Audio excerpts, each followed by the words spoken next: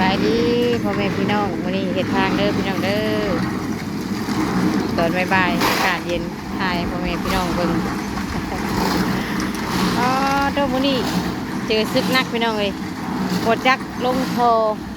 บดจักวางโทบดจักพุดนะแล้วก็เทอีกซึกนักได้หมดนี่นะคนก็2 หน่วยก็น้อยๆนึงวันนี้ให้มันแล้วตัวนี้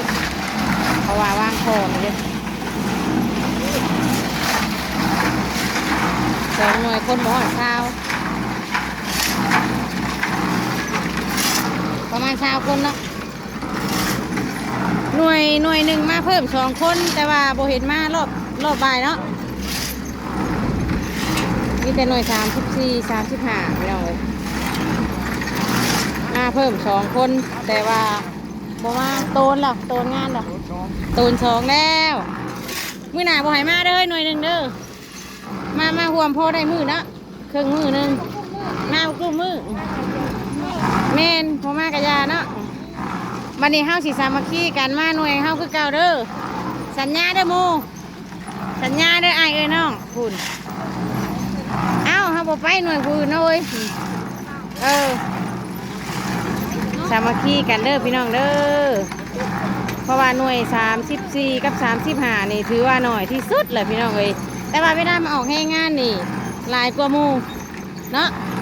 ออกให้งานหลายกว่าหมู่34 35เลยเพราะว่ายังเฮาก็อยากสร้างสาพัฒนาบ้านเมืองเฮานี่แหละพี่น้องเอ้ยให้มันได้หลายกันแล้วไว้ยิงตามงบประมาณของเพิ่นคะแนนมีให้เฮ็ดดอกเนาะสู่บ่เฮ้ยสู่บ่คันงบคนหลายนะบัดปียิ้มได้พวกเพิ่นมีแต่สู่บ่ได้เคยขาดแต่เชื่อสู่บัดปีเห็นเนาะเห็นบ่ล่ะโดยคนบ่มานี่คือเขาเจ้าคนมันบ่นะพี่โตมีมันอยู่บ่หมูก็มีมันคือกันมันอยู่ป่าบ่บ่ต้องห่วงเนาะจังซี่แล้วสุดยอดพวกมาเครื่องมือน่ะบ่ต้องมาเด้อเสียความรู้สึกผู้ได้ผู้มือน้อยเอาเปรียบกันเห็นว่าลุงเราน่ะเบิดมือจนค่ำบ่ได้แล้วเพิ่นว่า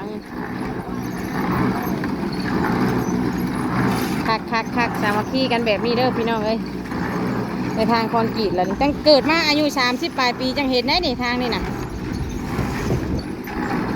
โอ้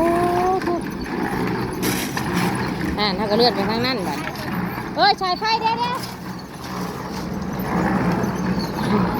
เฮ้ยมัดเด้อเฮ้ยคนมัดเฮ้ยแก้เลยแก้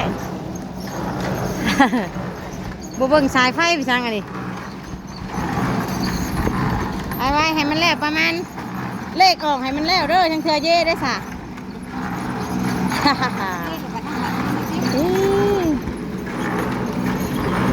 เอาเว้าสั่งนะถึก3 ตัวก็ได้กินนะฮะเลี้ยงกันต่อแล้วเพิ่นคักย่านะโอ้ตายเห็นว่ากระดาษไว้ทางไว้แทงหม้อนี่คักแล้วพี่น้องเลย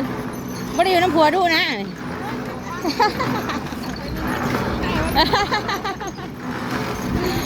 โอ้ยจัดโปรดโบพี่น้องเลยโอเคพี่น้องเลยผู้ใดอยู่ฝั่งไทยเนาะอยากจะสมทบทางคอนกรีตกับสมทบได้ทางในบ้านเฮาพี่ใดพี่น้องเลยเนาะผู้เด็กผู้น้อยต่างคนแต่ผู้ละสอบกันยังได้ลายนะพี่น้องเลยเนาะโอเคพี่น้องเลยจะได้จบคลิปตรงนี้ก่อนเด้อขอบคุณหลายๆพี่น้องเลยร่วมด้วยช่วยกันคนละไม้คนละมือสบายดี